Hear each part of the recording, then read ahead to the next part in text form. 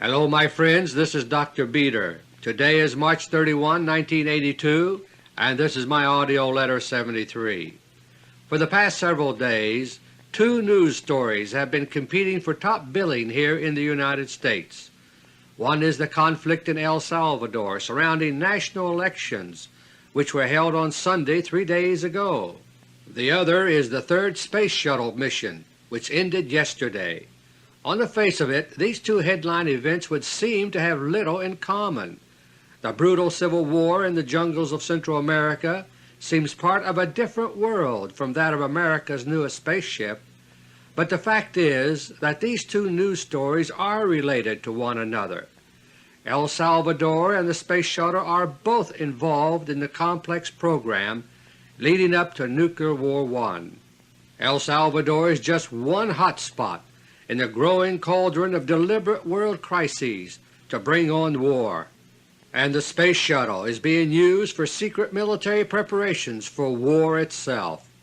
In AUDIO LETTER 72 last month, I reported that the war timetable of America's Bolshevik planners is being speeded up.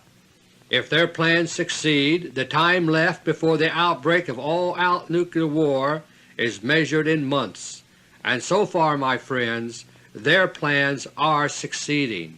All around the world the flames of crisis are continuing to spread. In Central America, the initial crisis in El Salvador has now expanded to include Nicaragua, Honduras, and Guatemala. On the day after Space Shuttle 3 took off this month, a military coup took place in Guatemala, and we haven't seen anything yet. Soon we will be hearing of new threats to our lifeline through the Panama Canal, and the Carter administration's giveaway of the canal does not become final for nearly 20 more years. As of now, the canal remains a potential new Pearl Harbor for us. Overseas, other crises are also continuing to simmer and spread. In Iran, the plans for a new explosion of turmoil are right on track. New developments in the Iran-Iraq War are paving the way for this. Another factor, as I have previously reported, is to be the revelation that Ayatollah Khomeini is dead. Early this month there were harbingers of things to come in the news, especially overseas. For example, on March 6, the BBC quoted a London Times article questioning whether Khomeini is still alive. The article expressed suspicions that fake pictures are now being used showing a double for Khomeini. Another simmering crisis is the contrived flap between the United States and Libya. For the moment it's on the back burner, but the Libya crisis is one of the time bombs which the Bolsheviks here can use to help set off the big war to come. In that regard, there were two major developments this month which went almost unnoticed in the news, and they are synchronized perfectly with the overall war timetable that I made public last month. First, on March 3, Libya's Colonel Khadafy drew a line in the dust against the United States. In Tripoli, the Libyan capital, Khadafy delivered a fiery speech to listeners gathered for a rally. He reminded them of the Nimitz episode last August when 2 Libyan jets were shot down, and he said, quote, "If America enters the Gulf of Sidra, war in the full sense of the word will begin between us and them, war with planes, navies, missiles, everything." Unquote. Within 2 weeks the United States promised in effect that it will soon walk across Qaddafi's line in the dust. On March 16, Navy Secretary John Lehman declared that the United States will conduct naval exercises again within the Gulf of Sidra, and we will do so within the next 6 months. Lehman's statement was a virtual promise of war to come. It was reported that day by the BBC, but went unnoticed here in America. Crises within the Soviet bloc are also continuing. The war in Afghanistan continues to drag on, thanks to ongoing heavy involvement by the CIA. Poland too is an explosion waiting to happen. Martial law has removed the spark for that explosion by jailing the leaders of Solidarity. Solidarity was the main tool of the American Bolsheviks in trying to set off a revolt in Poland. But soon the Bolshevik war planners here expect to provide a new spark for revolt in Poland. Last fall the Bolsheviks here re-established the covert influence within the Vatican which they held briefly 3 years ago. Now the Bolsheviks here are trying to revive their old plan called the Pope's Revolution to occur in Poland. I gave the details of the original plan in AUDIO LETTER 42. It was built around a planned papal visit to Poland on a highly emotional occasion, the 900th anniversary of the martyrdom of St. Stanislaus. The original Pope's Revolution plan was foiled by changing the date of the Pope's visit, but now a new papal visit to Poland may be in the works. The occasion is the 600th anniversary of the Black Madonna, the most revered shrine in Poland. The anniversary takes place this summer, my friends, less than 6 months from now.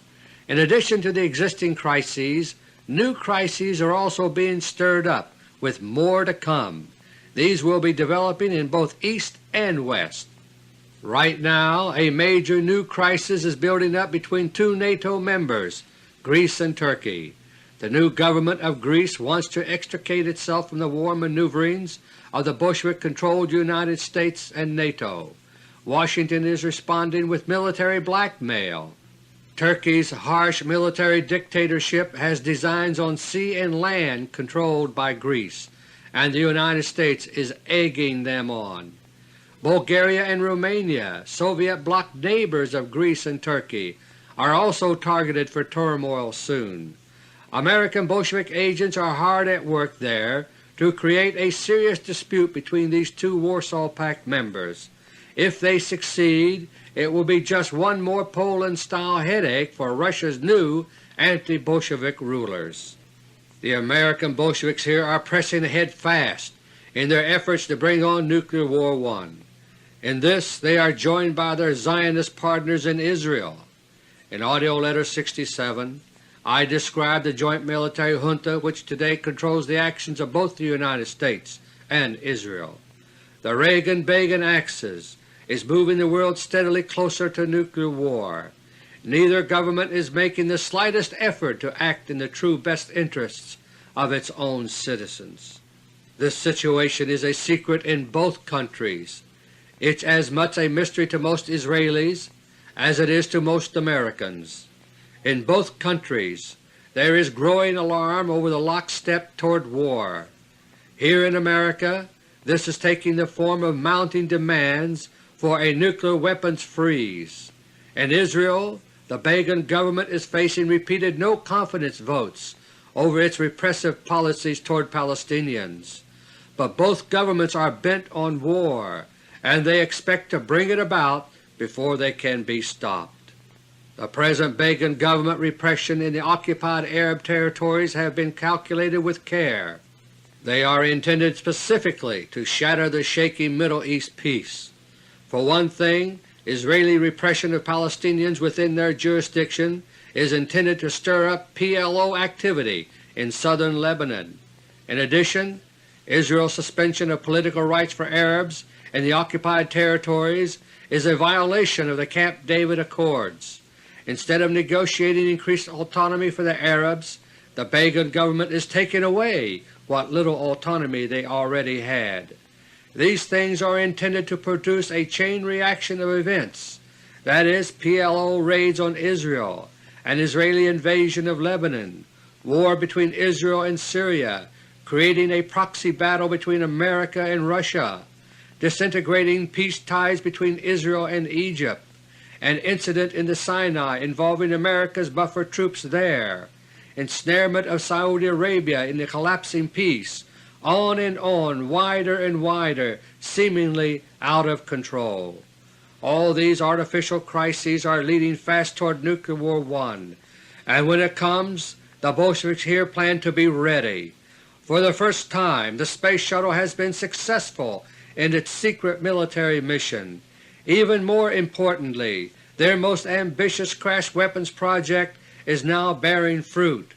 My friends, the United States has developed a new superweapon, as revolutionary as the atom bomb was 4 decades ago. My 3 special topics for this audio letter are: Topic number 1, the new Phantom warplanes of the United States. Topic number 2, Project Z, the 3-phase strategy for Nuclear War I. And topic number 3, the first military success of the Space Shuttle. Topic number 1.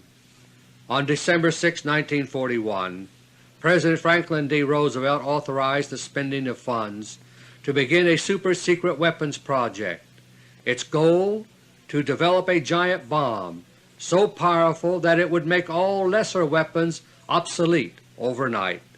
It was the beginning of what was later called the Manhattan Project. The project was intended to develop a bomb to fight a war that did not yet exist. But the very next day, December 7, 1941, Pearl Harbor took care of that. Just one day after the A-bomb project began, America was at war right on schedule. The Manhattan Project to develop the atomic bomb was the largest, most complex, and most costly military project in history up to that time, and yet it was conducted in total secrecy. The money spent on the atom bomb project dwarfed all other weapons programs, yet it was spent without the knowledge of Congress. Entire new laboratories were built. Thousands of people were involved, and yet fewer than 100 persons knew what the Manhattan Project was all about. The Manhattan Project was to develop a superweapon, something straight from the pages of science fiction. If most people had been asked, they would have said that an atomic bomb was impossible. But in matters like this, public opinion counts for nothing at all. A small handful of scientists knew that it could be done. They did the seemingly impossible, and they did it in well under 4 years. The A-bomb project went from a standing start in December 1941 to the attack on Hiroshima in August 1945. My friends, I can now report for the first time that a new program like the Manhattan Project has been underway here in the United States. Like the atomic bomb 40 years ago, the new weapon sounds like something straight from the pages of science fiction. Like the Manhattan Project, the new project has been carried out in utmost secrecy. Vast amounts of money have been spent on it without the slightest hint to the public or Congress. And just as happened with the atomic bomb, the new weapon is intended to make its debut in war itself and not before. I first began reporting that crash weapons projects were being started here in the United States 4 years ago in AUDIO LETTER 33. These projects were started in response to Russia's surprise military takeover of space in late 1977. From time to time since then, I have reported on the progress of a number of these secret programs to prepare for war. In Operation Desktop, ICBMs have been planted in supposedly invulnerable locations on the ocean floor. In the secret Minuteman TX mobile missile program, a large number of small ICBMs are now shuttling around the United States in special railroad cars. Meanwhile, the phony MX missile controversy has been used as a cover for this secret project. Then there is the high-power laser program, which has led to a number of laser weapons. And of course there is the Space Shuttle program, a desperate attempt to regain a military toehold in space. While we are shown entertaining space movies on TV by NASA, we are never shown what is really happening on each flight. Never. I have given many details about these secret weapons programs in past AUDIO LETTER reports. Now I have obtained urgent information about a crash military program which is shrouded in the deepest secrecy of all.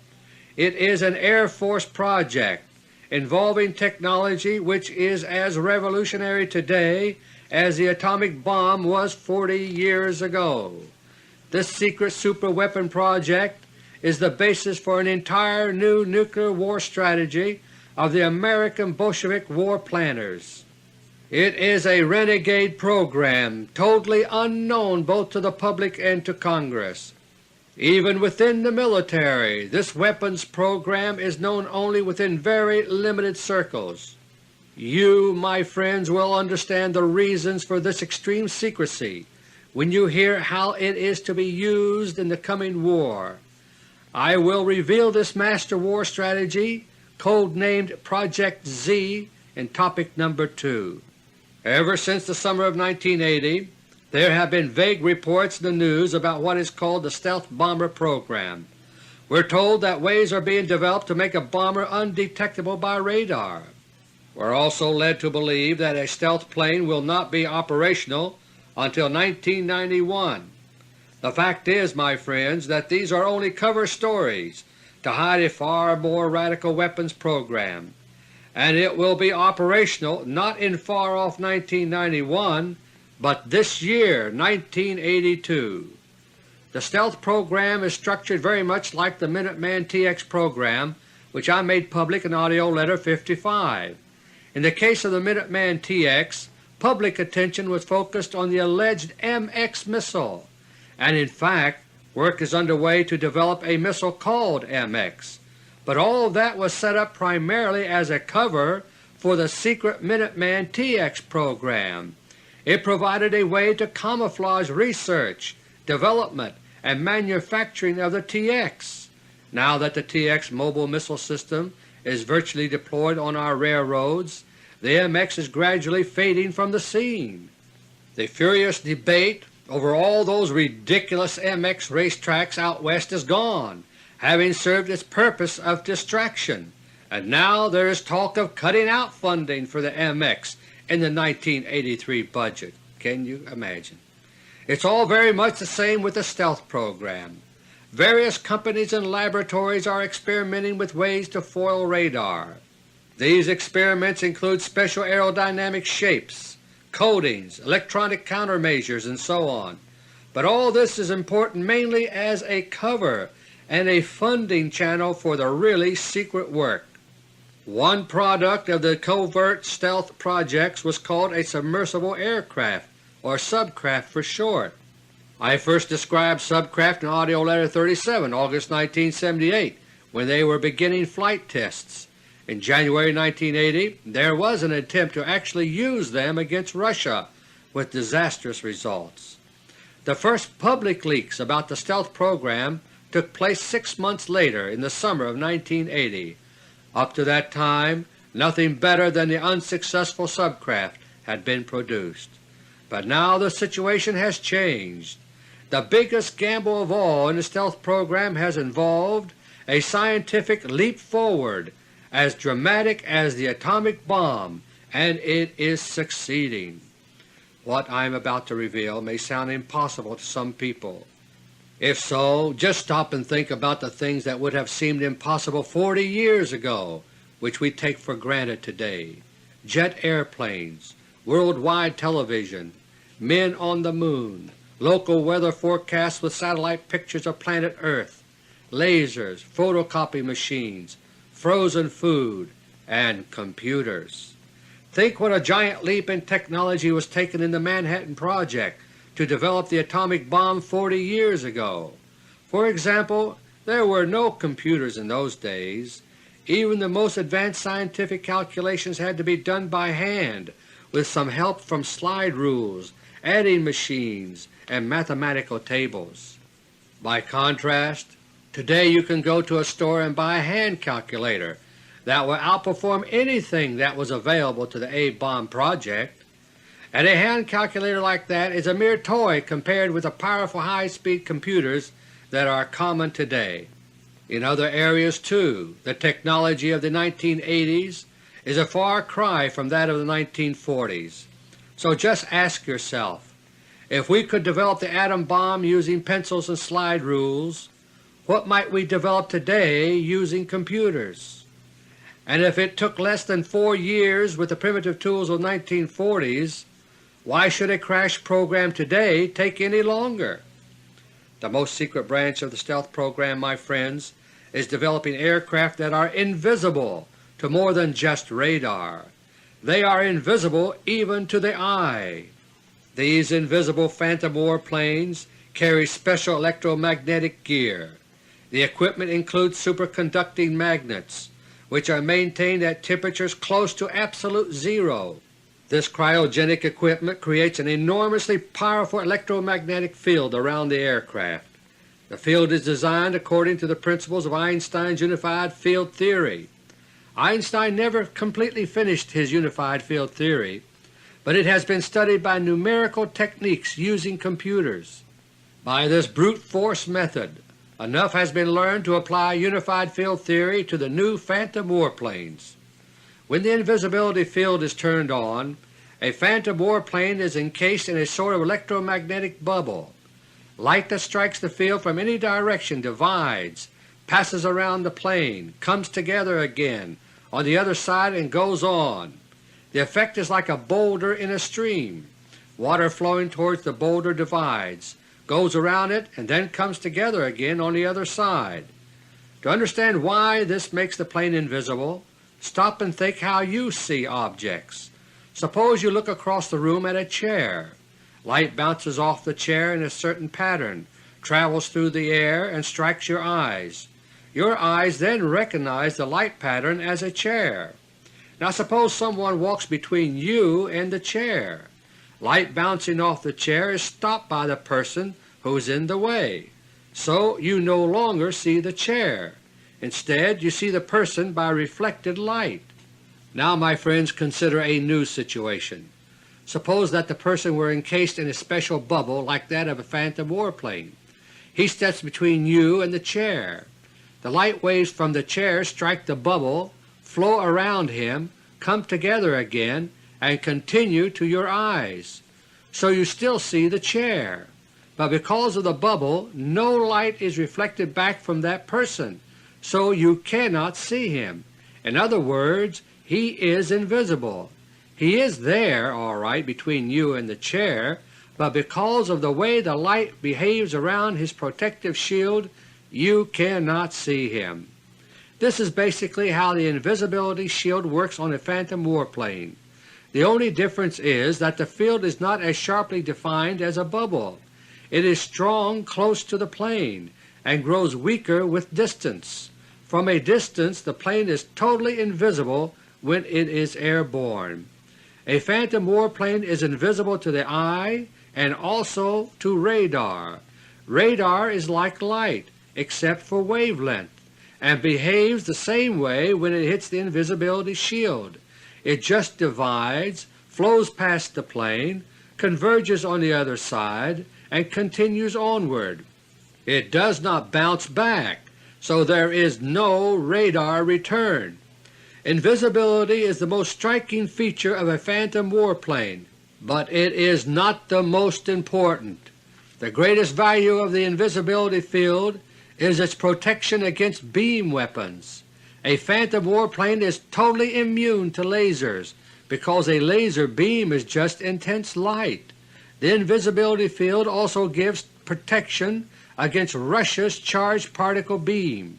Charged particles are far easier to deflect than light, so the charged particle beam is no match for the light deflecting shield. That leaves only neutral beam weapons. Russia's neutron beam would penetrate the invisibility shield, but ways have been found to shield against neutron radiation well enough to make neutron beams ineffective in stopping a phantom warplane. That's especially true because extremely effective shielding is part of the basic design of a phantom warplane. Without it, the gigantic electromagnetic field which produces invisibility would derange electronic instruments as well as the crew if it is manned. So the net result is this, my friends. The new phantom warplane of the United States is not detectable by conventional means, and it is believed to be invulnerable to all of Russia's beam weapons. Those beam weapons have been the keys to Russia's military superiority since late 1977, so the phantom warplane is the ideal weapon to attack Russia. The phantom warplane has just one major drawback. In a way, its greatest strength is also its greatest weakness. When the invisibility field is turned on, incoming light waves do not strike the plane. Instead, the light flows around the plane, as I have explained. That is what makes the plane invisible to observers at a distance, but at the same time the field prevents light waves from the outside world from reaching the cockpit of the plane. In other words, the pilot cannot see anything outside the invisibility field. He is required to fly blind. There is only one technique known in the West by which a phantom warplane can be navigated. It's called inertial guidance, a technique first invented for ICBMs a quarter-century ago. In inertial guidance, a computerized system keeps track of all the forces and maneuvers experienced by the vehicle. By adding these up over time, the system calculates where it is without reference to the outside world. For a phantom warplane, the inertial guidance problem is very difficult. The guidance system must operate for as long as several hours while the plane flies to its target. That gives lots of time for errors to build up, which would send the plane off course. But the problem has been solved. New inertial guidance technology has been developed using lasers in place of the old mechanical gyros used on ICBMs. And so the super-secret Phantom Warplane project has succeeded in producing a new super-weapon. It's as revolutionary today as the atomic bomb was nearly a half-century ago. Prototypes are now flying, and a rush production program is already underway. The secret war planners here expect to have an operational fleet ready by this summer of 1982. This is now the pacing item in the short new war timetable which I made public last month in AUDIO LETTER 72. The secret new fleet of Phantom warplanes are the key to a complete new Pentagon war plan, which I will reveal in topic number 2. This is why fresh reconnaissance data on Russian targets is so critical to the war planning here. When Phantom warplanes take off to attack Russia, they will have to know ahead of time exactly where the target is. Flying blind on inertial guidance, they cannot look around and change course to find a target. For a year now, the Space Shuttle has been making a desperate attempt to obtain the needed target information from space. It would be the first new data since Russia destroyed our spy satellites 4 years ago. The first 2 shuttle flights were not successful in their secret military mission, but as I revealed last month, the American Bolshevik war planners in the Pentagon have scored an intelligence coup against Russia, and now Space Shuttle 3 has been successful. The war planners here are now obtaining the most crucial target data needed for a Phantom warplane attack against Russia. As a result, a whole new war plan is now being prepared for the coming nuclear war. America's war strategists are now eager for war because they now believe they can achieve victory over Russia. But, my friends, their concept of victory does not include you and me. The secret war strategists here are preparing to sacrifice America and most of her people on the altar of world domination. Topic number 2. The radically new Phantom warplane is causing an equally radical revision of the master war strategy of the United States. Elements of several past strategies are now being blended together to create a new grand plan. It is this new grand master strategy which America's war planners are counting on to bring them victory in Nuclear War I, and they plan to use the war plan very soon, by the autumn of this year, 1982. Strategic nuclear war planning here in Washington is now being carried out under the code name Project Z. The letter Z was chosen because it is the final letter in the alphabet. The war planners here are confident that this is the last war plan they will need against Russia. War planning under Project Z is so secret that it's not being done at the Pentagon itself.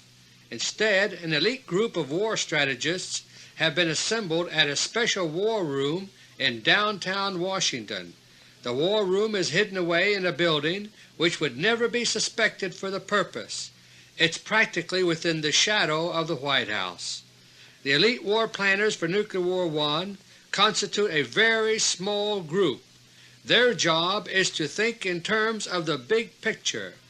They have at their fingertips computer terminals with which they can access any information they need from other government computers. This includes not only Pentagon data banks, but also the computer files of other government agencies. As I say these words, the Project Z war planners have already arrived at the broad outlines for their master war plan. Countless details and refinements still lie ahead, but the basic strategy is already decided. That strategy is what I am about to reveal to you. The Project Z strategy for Nuclear War I is a three-phase plan. That is, the war planners intend for the war to proceed in three distinct phases. These phases are known as Phase 1 – Initiation, Phase 2 – Attrition, and Phase 3 – Domination. In past reports I've given many details about the process which is to lead up to the coming war. That process is based on ever-increasing world crises like those that led up to World War I. We are now seeing that process in full swing all around us. Within 6 months from now, these deliberate crises are supposed to provide the spark to set off Nuclear War I. The Project Z war planners are concerned with the military acts from that initial spark onward. Phase 1 in their plan, the initiation phase, will begin with an American surprise attack against Russia. The surprise attack will use the new Phantom warplanes. They will be the key to the outcome of the rest of the war.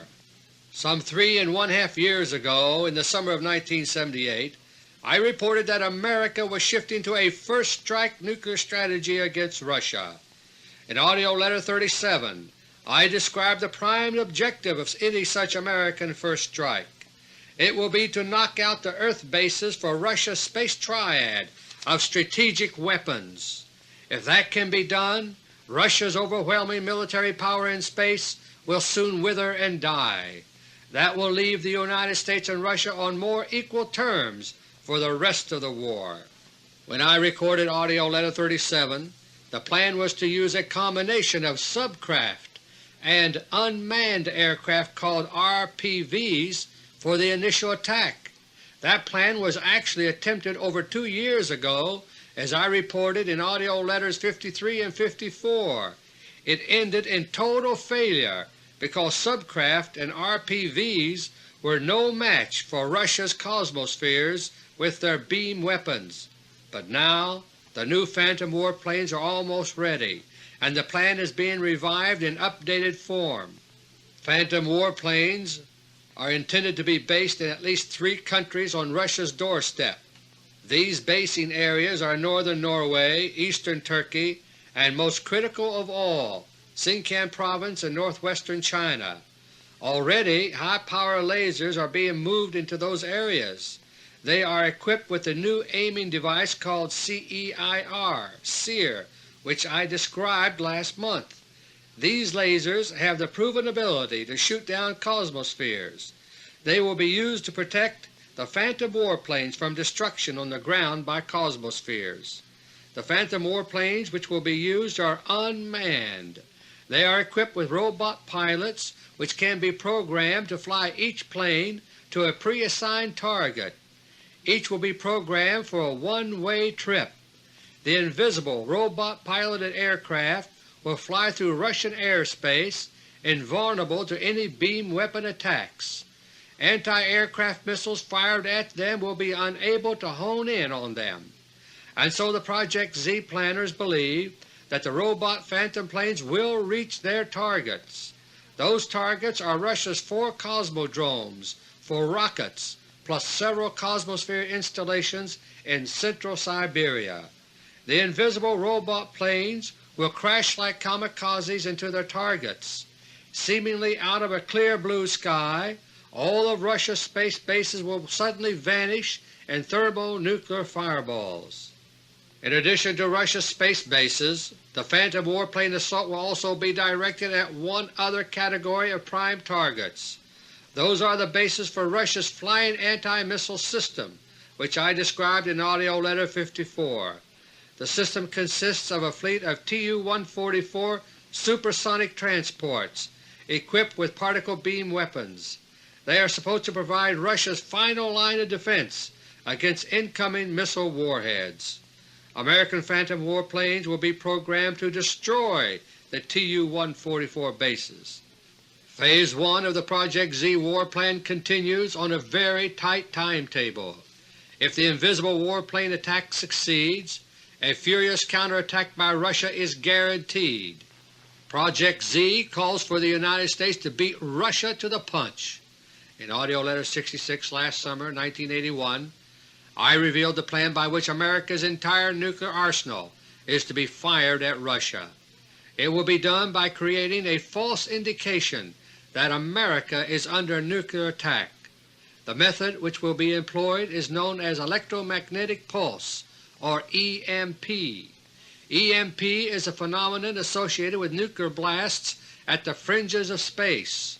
As I reported in AUDIO LETTER No. 66, our strategic forces are being programmed to consider an EMP episode to be positive proof of a Russian attack.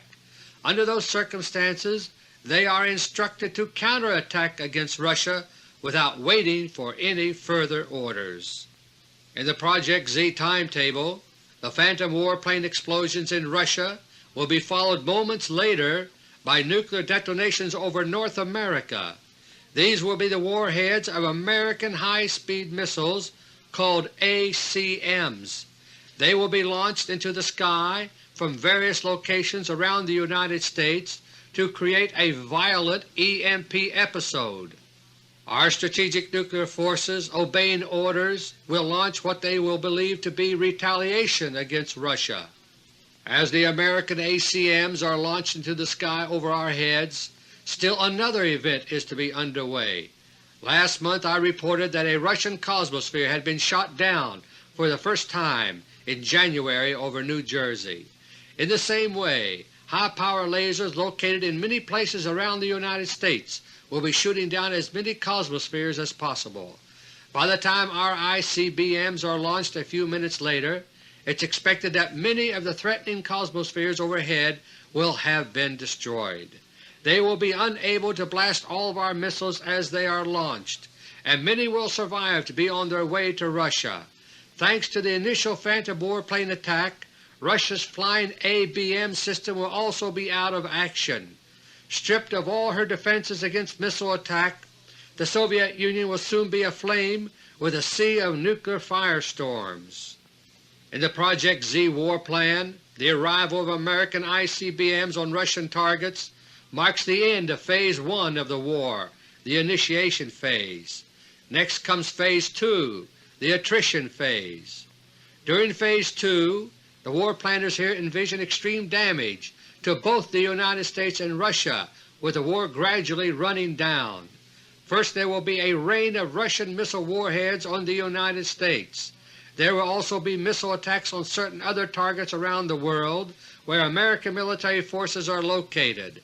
But the real destruction will be right here in the United States itself. The Project Z war planners do not expect America as we know it to survive a nuclear exchange. Unlike Russia, the United States has no civil defense worthy of the name, let alone hardened blast shelters, and because of the need for total surprise in the attack against Russia's space bases, the ensuing nuclear exchanges will come without warning. Vacationers will be on beaches, businessmen will be making deals, housewives will be in supermarkets, children will be at play. Suddenly air raid sirens may start to blare, as they did on a summer day in Hiroshima 36 years ago, but it will be too late. The America we know and love will die in 1,000 Hiroshimas. The war schemers have planned for all that. While you and I and our children vanish from the face of the earth, they intend to be riding out the attack they have caused in government war bunkers. Gradually, over a period of many months, they expect the conflict between Russia and the United States to sputter out. Both sides will be exhausted and ruined. Both will lose the capacity to carry the war any further. In Russia, the wounds will be grievous, up to 50 million dead and millions more injured. But in the United States, the wounds will be mortal. The Project Z war planners have figured it out on their computers. If we are lucky, from 40 to 50 million Americans may survive at the end of Nuclear War I. All the rest will have been killed outright in nuclear attacks or will have died of injuries and disease. Nuclear War I will leave medical care virtually non-existent in what is left of America. The American Bolsheviks here intend to ride out the war after setting it off. They will wait until the stalemate point is reached, with both sides unable to fight any longer. That will mark the end of Phase 2, the attrition phase. Finally, the Project Z war plan will move into the third and final phase. That phase is world domination by the satanic Bolsheviks who now control the United States military. In this final phase, the Bolsheviks here in America will be taking advantage of secret preparations which began long ago. In AUDIO LETTER No. 28, I describe the two-pronged strategy for world domination which the four Rockefeller brothers launched in 1961. One side of this twin strategy required the United States to give the impression that it was growing steadily weaker, disarming unilaterally, but that was only for public consumption. The secret side of the strategy involved an actual buildup of armaments in secret. When the Bolsheviks here seized power from the Rockefellers, they continued the stockpiling of secret reserves of armaments worldwide. When Nuclear War I sputters out into exhausted stalemate, they plan to bring these secret reserves of military power into the open. Even if the entire populations of the United States and Russia are gone, that will still leave 95% of the world's population alive. With the world's only surviving major military force, they believe world domination will be theirs at last. Topic number 3. Yesterday morning, March 30, Space Shuttle Flight No. 3 officially ended, 1 day behind schedule. For the first time, we got to see a shuttle landing at the White Sands Missile Range, New Mexico. As I detailed last year in AUDIO LETTER No. 64, White Sands is the true nerve center of the Space Shuttle program. This third shuttle flight also chalked up another first, and this one was not visible on television. For the first time, my friends, a space shuttle has succeeded in its secret military mission. By doing so, the shuttle has removed one more barrier to nuclear war. The accelerated war planning now underway here in Washington will be able to proceed even faster thanks to the Space Shuttle. The third shuttle mission took place nearly 1 year after the first flight of April 1981. A comparison between the first and third flights is a study in ironies. Last April, publicity about the first flight was designed to give the impression that it was unnaturally perfect. Meanwhile, the secret military mission, which we did not see, was a disaster. This time, on Flight No. 3, it was the other way around. From start to finish, the publicity emanating from NASA gave the impression that the shuttle was plagued with problems. NASA wanted to be able to explain it away if disaster should strike again, but as it turned out, the military mission in space, hidden from our eyes, was a success. In AUDIO LETTER No. 72 last month, I described what that mission was. Space Shuttle No. 3 was supposed to orbit a special new spy satellite, which I described last year in AUDIO LETTER No. 62. It is hardened against attack from Russia's space weapons and armed with a robot-controlled laser that can shoot back. In addition, the shuttle itself was armed with lasers this time, as I detailed last month. The public image of a troubled plague shuttle flight actually got underway several days before launch, thanks to the weather. Drenching rainstorms turned Edwards Air Force Base in California, used for the first 2 shuttle landings, into a soggy mess. The tight military schedule of the shuttle program required that the flight take off on schedule anyway, so for public consumption a 23-car railroad train loaded with equipment was sent from California to New Mexico. Ostensibly, NASA was setting up a spur-of-the-moment landing site at the White Sands Missile Range. This was done so that the central role of White Sands in the shuttle program would not be suspected by the public. Space Shuttle No. 3 lifted off from Cape Canaveral only an hour behind schedule on Monday morning, March 22nd. Beginning at the moment of liftoff, NASA started laying the basis for a cover-up story should the military mission fail.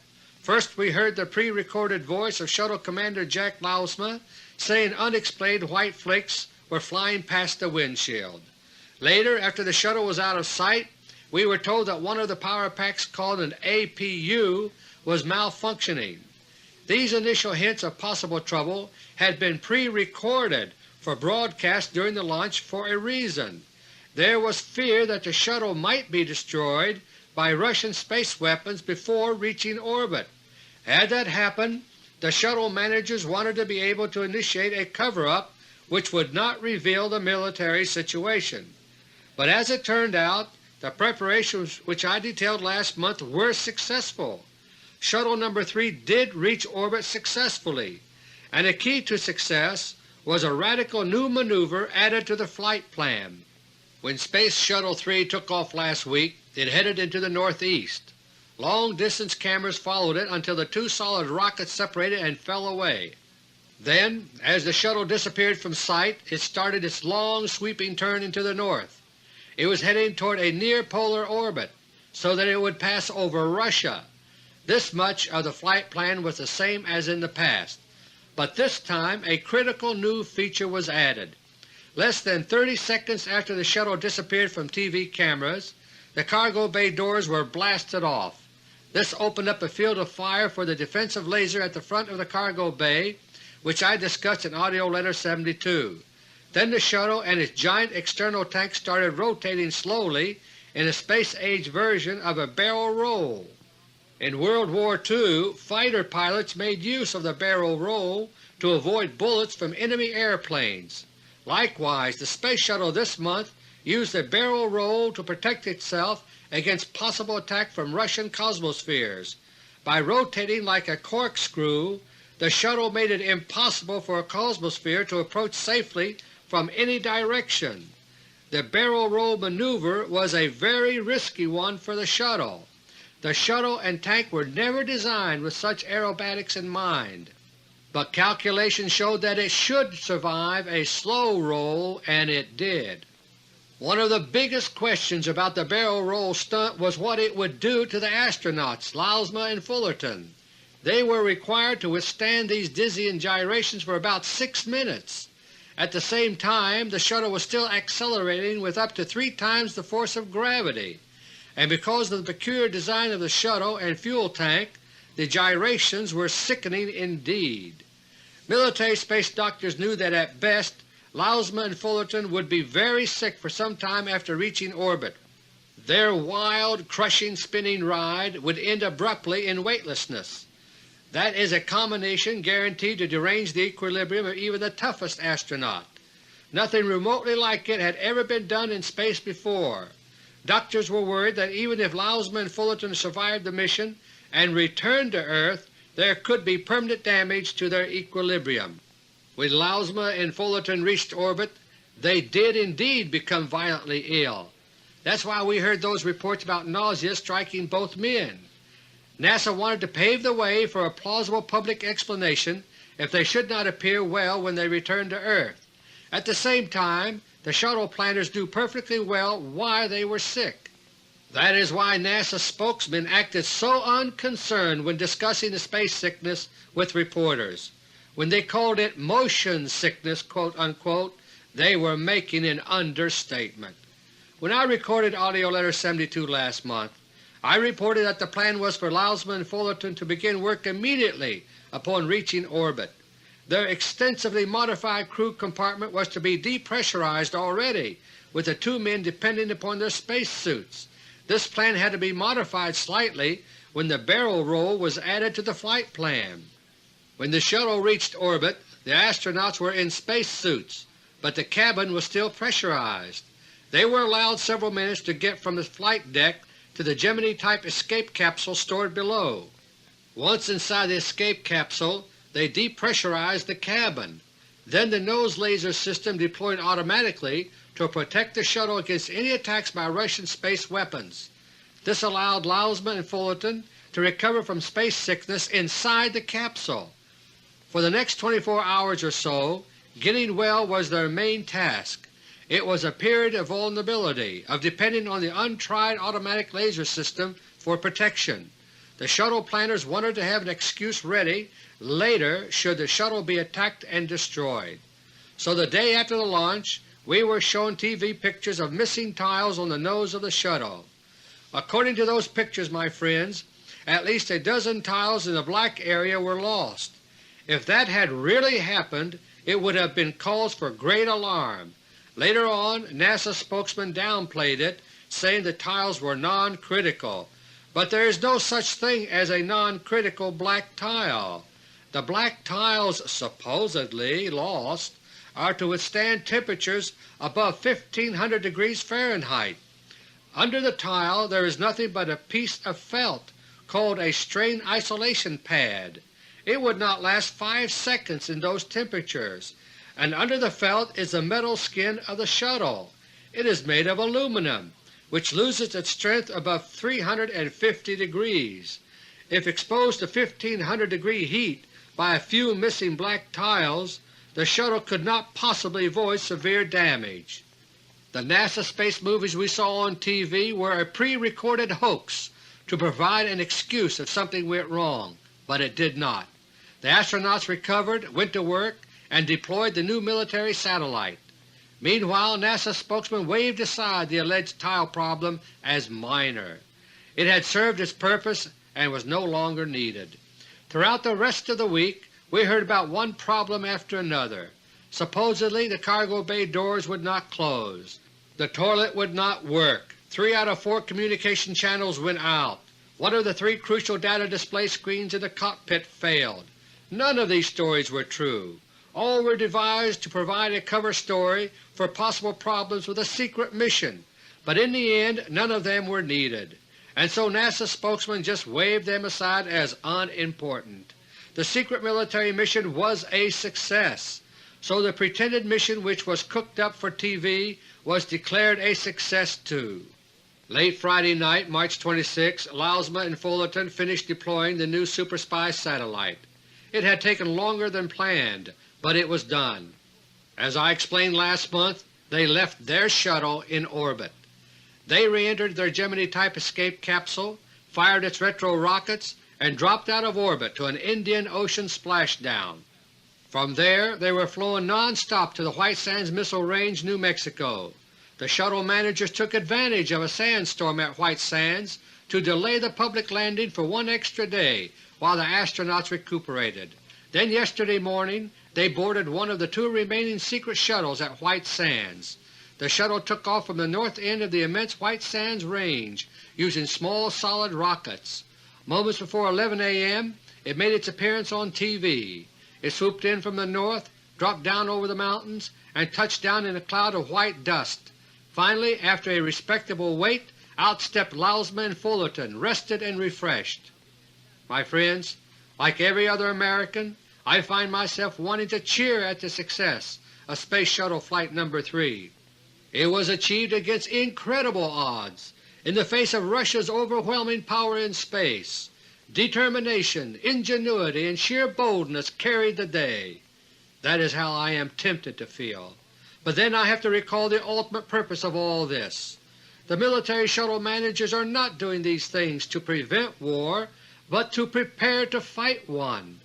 The success of Space Shuttle 3, my friends, has brought us a giant step closer to thermonuclear war.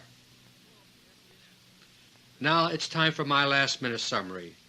In this audio letter I've reported on major developments now taking place in our headlong rush into nuclear war.